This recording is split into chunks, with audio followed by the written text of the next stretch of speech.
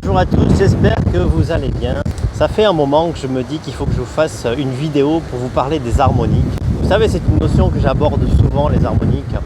J'explique que les harmoniques, c'est ce qui permet de différencier un son d'un autre.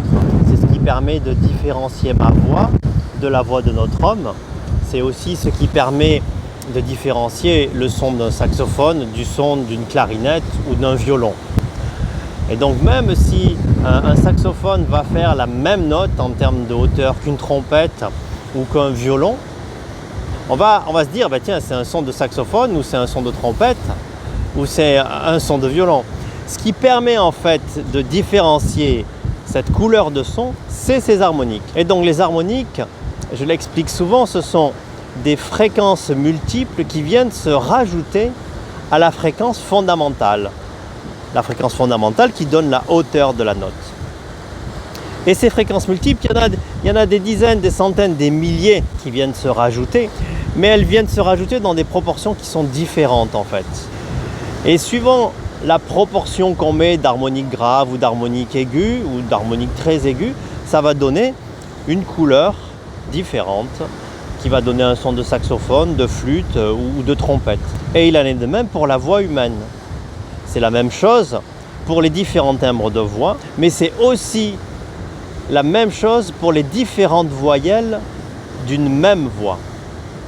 Lorsque je fais un O, un I ou un U, ma fréquence fondamentale peut être la même, mais par contre, les proportions d'harmonique que je vais mettre autour vont être différentes.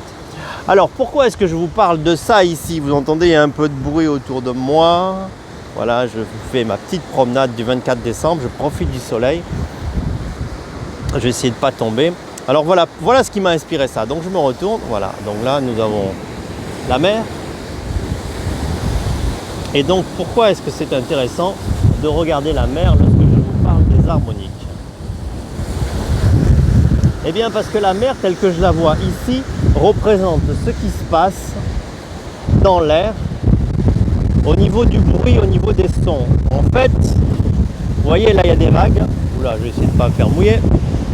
Voilà, il y a des vagues et c'est ce qui se passe exactement dans l'air lorsque je parle ou lorsque je joue de la musique. Wouh!